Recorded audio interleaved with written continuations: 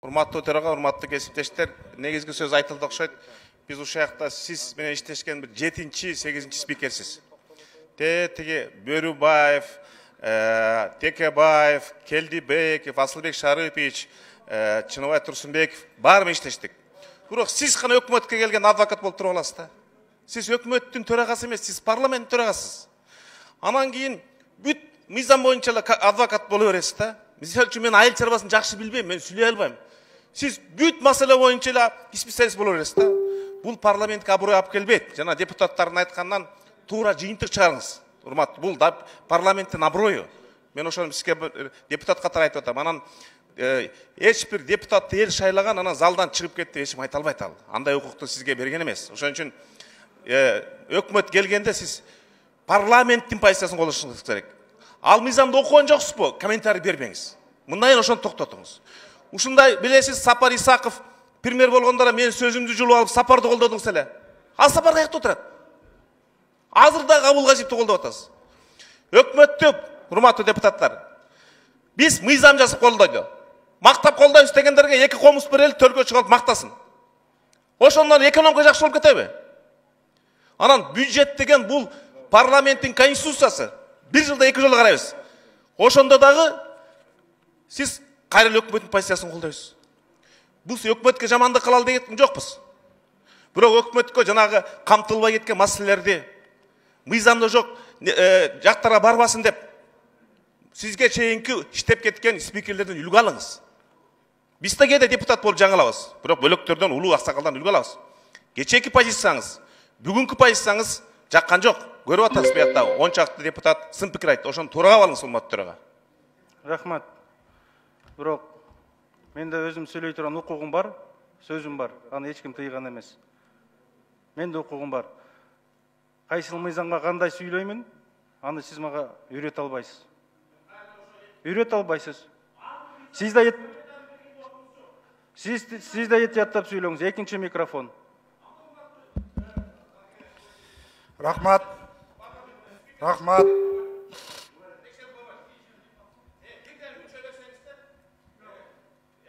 Экинчи микрофон сизде. Каныбек Капашевич, кечиресиз. Каныбек Капашевич, мындайда, урматтуу депутаттар, урматтуу сөзгө конок бериңизчи.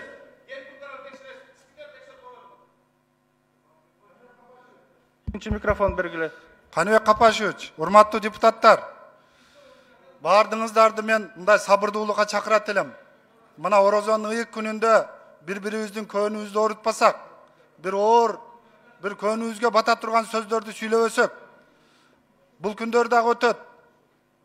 Кудай буйруса, мына эртең орозо чыкса, анан сүйлөй турган сөздөрүңүздөрдү сүйлөп аласыздар.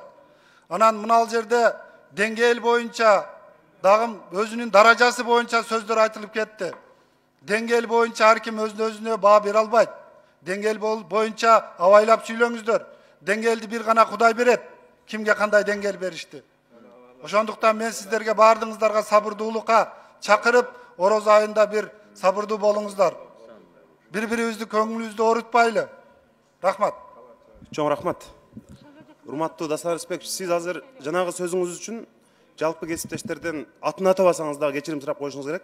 Бул жерде эч ким кармаган жок деп сиз айтпадыңызбы?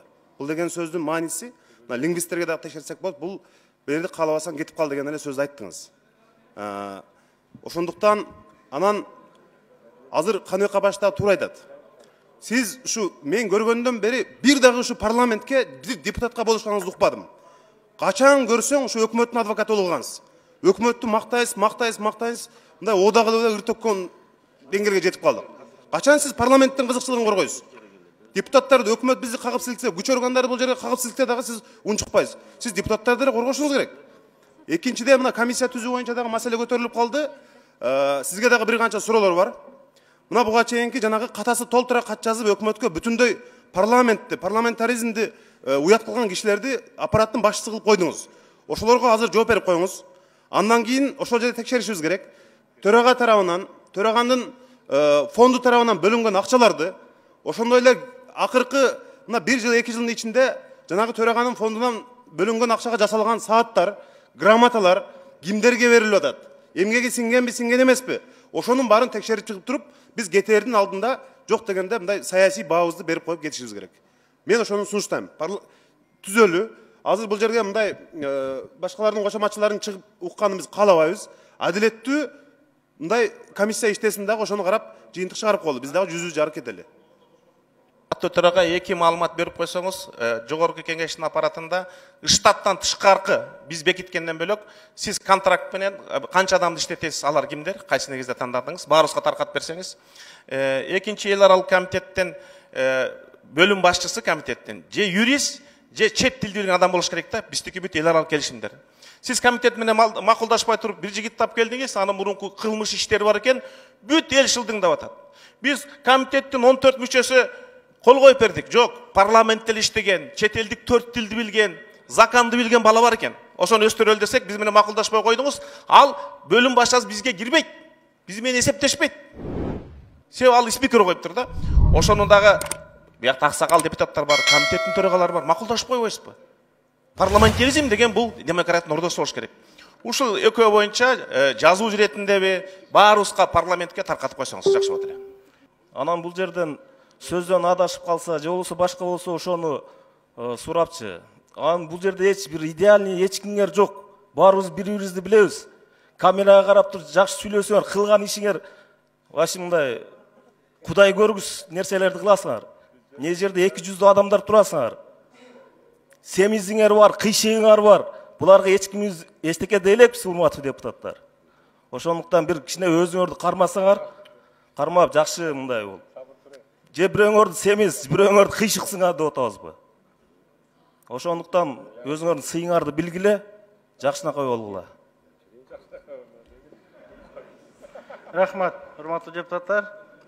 Бардык нерсе айтылды болуш керек. Анда күн тартибин кароого өтөлү. Эгерде берилген суроо протоколдук кат жүзүндө баарына жооп болот.